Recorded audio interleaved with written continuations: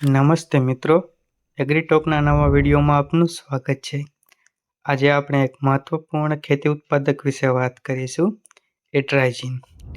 જો તમે ખેડૂત છો કે ખેતીવાડી સાથે સંકળાયેલા છો, તો આ માહિતી તમને ખૂબ ઉપયોગી થઈ શકે છે. તો ચાલો આપણે જાણીએ કે એટ્રાઇઝિન શું છે, તે કેવી રીતે કાર્ય કરે, તેના ફાયદા શું છે અને તેનો ઉપયોગ કરતી વખતે કઈ કઈ બાબતોનું ધ્યાન રાખવું જોઈએ. સૌથી પહેલા આપણે સમજીએ કે એટ્રાઇઝિન શું છે. એટ્રાઇઝિન એક નીંદણનાશક છે, જેને ટેકનિકલ ભાષામાં એટ્રાઇઝિન 50% WP કહેવામાં આવે. અહીં WP નો અર્થ વેટેબલ પાવડર, એટલે કે પાણીમાં ઓગળી શકાય તેવો પાવડર. આ એક પસંદગીયુક્ત એટલે કે સિલેક્ટિવ અને પ્રણાલીગત એટલે કે સિસ્ટમેટિક નીંદણનાશક છે, જેનો ઉપયોગ ખેતરમાં નીંદણના નિયંત્રણ કરવા માટે થાય. તે ખાસ કરીને પહોળા પાંદવાળા નીંદણને અસરકારક છે. હવે પ્રશ્ન એ થાય કે નીંદણને મારે કેવી રીતે? તો એટ્રાઇઝિનની કામ કરવાની રીત ખૂબ જ રસપ્રદ છે. તે છોડમાં પ્રકાશ સંશ્લેષણની પ્રક્રિયાને રોકી દે છે.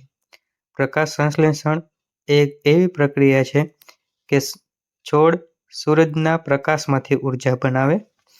જ્યારે એટ્રાઇઝિન છોડના મૂળ કે પાન દ્વારા અંદર જઈ ઉપર તરફ વધે અને વધતા ભાગોમાં જમા થઈ જાય.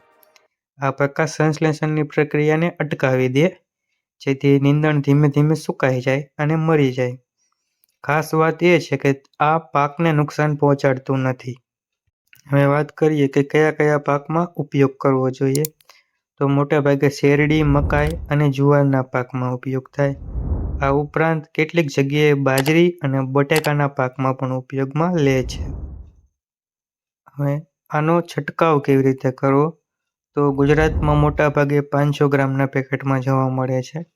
તો તેમાંથી આપણે 8 થી 10 પંપ કરવાના રહે છે.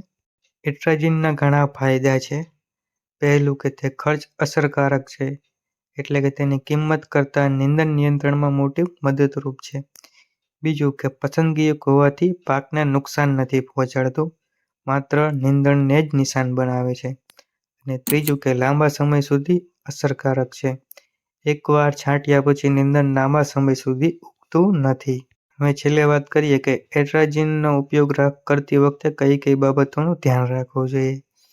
પહેલું કે છંટકાવ વખતે હાથ મોજા, માસ્ક કે રક્ષાત્મક કપડાનો ઉપયોગ કરવો, જેથી કરીને શરીરમાં શ્વાસ કે ત્વચા દ્વારા ન જાય. બીજું કે ચોખ્ખા પાણીથી છંટકાવ કરવો. ડોળું પાણી, તળાવનું પાણી કે નદીના પાણીનો ઉપયોગ નહીં કરવો. ચોખ્ખું પાણી લેવાથી તેના રિઝલ્ટ વધુ સારા મળે છે. અને ત્રીજું કે બાળકો